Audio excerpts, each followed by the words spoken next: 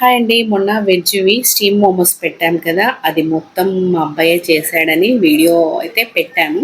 అంటే వాడే చేసిండు గూడా. ఇప్పుడైతే అవి వెజ్జెస్ మిగిలినయి. అవి స్టీమ్ మోమోస్ కాకుండా ఇప్పుడు ఫ్రైడ్ మోమోస్ చేస్తున్నామన్నట్టు. అది చూడని వాళ్ళు ఉంటే ఫుల్ వీడియో చూడండి. లింక్ ఇస్తాను కింద చెక్ చేయండి.